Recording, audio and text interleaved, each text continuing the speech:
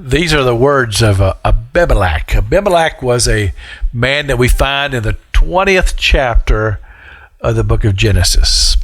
He is the man who took Abraham's wife, Sarah, into his own house, and he was going to make her one of his wives until God shows up, wakes him up in a dream and says, "You're a dead man," because of what he was about to do. But he says, "I did not know.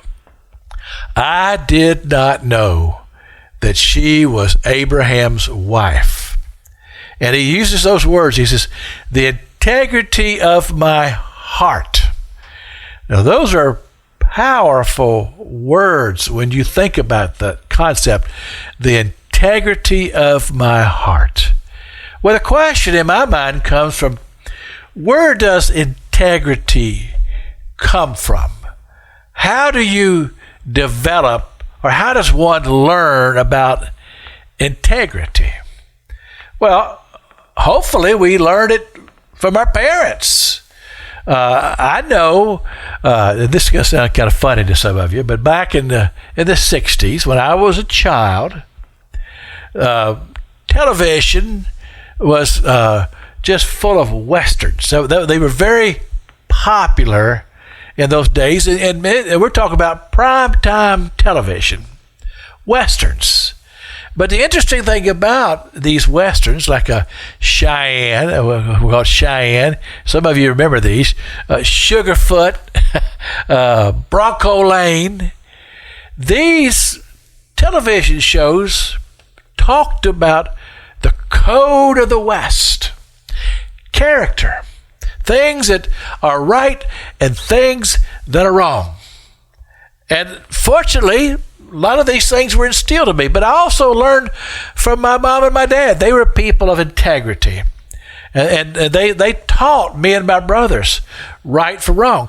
I've been in church all my life. I've heard thousands of sermons, preachers preaching about integrity, about the Word of God, reading about integrity in the Word of God.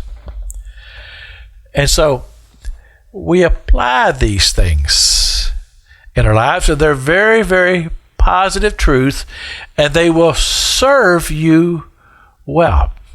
But the question is where is the integrity when the chips are down?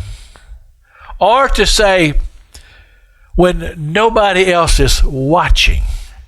When nobody else is watching, and you say, well, if I don't do the right thing here, nobody will know and I'll get by with it.